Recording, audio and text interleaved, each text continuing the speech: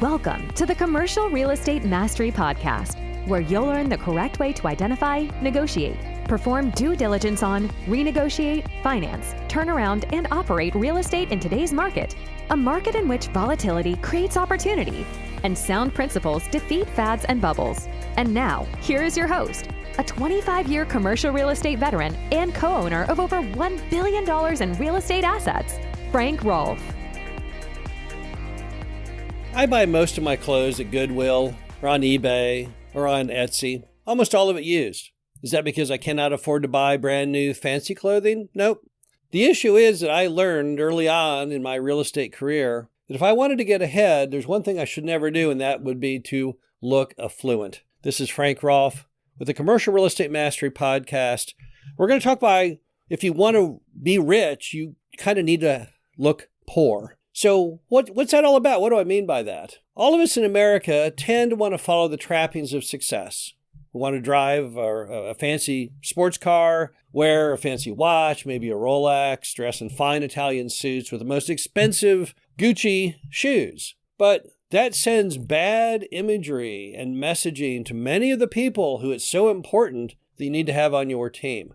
Let's break it down into categories. On the seller side, most sellers of commercial property, not all, but most, based on the sector that you're buying into, they don't live high on the hog. They don't spend lots of money. They're fairly conservative. So as a result, if you want them to bond with you, if you want them to identify with you, you can't dress overly fancy. You can't drive an overly fancy car because they'll initially think you don't have anything in common. And as a result, you're not going to get as good a deal. They're not going to bond with you. Also, they're going to think they should get more money for the property. If you pull up in a fancy car looking all kinds of affluent, they'll think, well, the price just went up 10%, 20%. This guy must have the ability to pay more for it, so I'm going to go ahead and jack the price up on the thing. The only thing, in fact, with a seller that benefits you from looking like you got money is it does increase the odds of seller financing. So if you're trying to get seller financing, you will, in fact, have a better shot of getting seller financing if you look like you're successful than otherwise. Because most sellers, when they have to act as the bank, they want to believe that they'll get paid back. Then you have your vendors.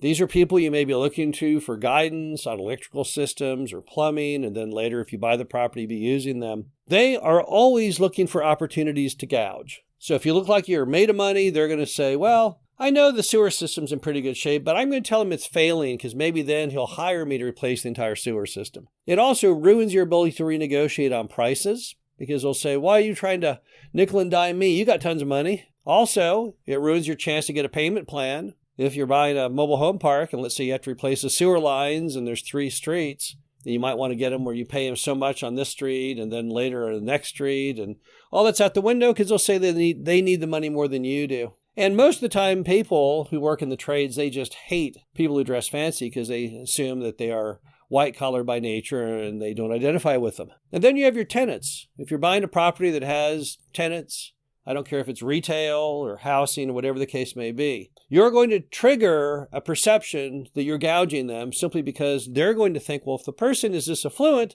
then they must be charging me too much rent. It's not hard to hate your landlord today. America is filled with the sentiment that landlords are evil, and you're going to create extra shtick for that media narrative. Also, throughout America today, we have these red and blue political issues going on, and you don't want to get on the wrong side of that. And if you look like you are high on the hog, what's it going to do? It's going to trigger people to dislike you, and this is not the time for that. There's an ancient Chinese saying when you want to wish ill will on someone, which is, may you be extremely, what is the term? May you be extremely visible at times of political uncertainty. So what's it mean? It means that when things are weird out there politically, you don't want to be the poster child to any of that. And then with city officials, because most of the times in the world of real estate, we're working with somebody, an inspector or a zoning official. And again, they don't like wealthy people because they don't get paid a lot with what they do. And they all have lots of bad experiences by very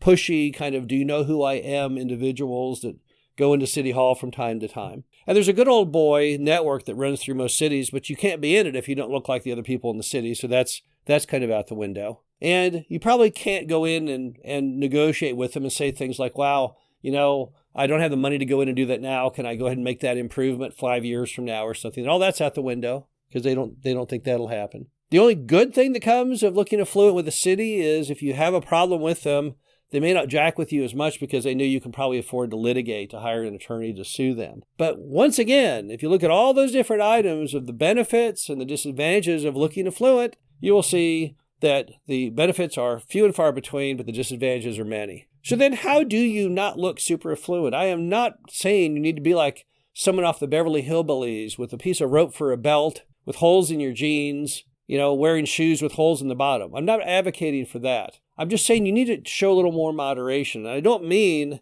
in your personal life. In your personal life, you can be driving the red Ferrari and wearing the Ferragamo shoes, and no one's going to have any problem with that. That makes total sense. But when you go to meetings, when you're meeting with sellers, when you're meeting with city officials, when you're meeting with vendors, when you're meeting with tenants, don't do that. I have a standard outfit I like to wear, which looks like a worn-out Sunday school teacher. I like to wear suit pants, black leather lace-up shoes, a white shirt, a tie, if I feel that's appropriate, and a jacket, if I feel that's appropriate. Stuff that I've bought over the years, most of it Brooks Brothers, but that I bought at Goodwill stores from people who died or got divorced and ends up in the store. And I keep these various outfits around just for those cases. I don't wear them ever on any personal endeavor. I would never wear any of my business attire to a party or going out somewhere. No, never do that. But I got to have that around because I need that kind of a look when I go to a meeting. You want to go into a meeting with a look that basically makes you neutral. You don't want the seller to think good or bad of you. You don't want the city official to take offense, but nor do you need to have them think accolades on your great outfit. So you've got to figure out what it is that you feel comfortable in and adopt that as your formal course of attire. To me, I find that when I see someone in a suit with black lace-up shoes, I can't really tell who they are. And a white shirt, I don't know if they're important, not important, a city official or a bank president or just someone working as a teller. So you've got to try and endeavor to find that uniform which does not act against you. Also, the small accoutrements that go with that, obviously, your watch. Wear a plain watch if you can. It's okay to own the fancy Rolex, just don't wear it to meetings. And the vehicle. I've always had several vehicles because I've never tried to intermix business vehicle with non-business vehicle. So just look in a way that you think to yourself that meeting with a wide range of individuals, that no one will take notice of how you are and it will not be counted against you. This is Frank Rolfe with the Commercial Real Estate Mastery Podcast. Hope you enjoyed this. Talk to you again soon. Thank you for listening to the Commercial Real Estate Mastery Podcast. Be sure to visit us at CREUmastery.com to subscribe to the show, read our show transcriptions, and access all of our great information on real estate investing. And if you have a moment, please feel free to rate, subscribe, and leave a review wherever you listen to your podcasts. This helps others find the show, and we greatly appreciate it. We'll catch you in the next episode.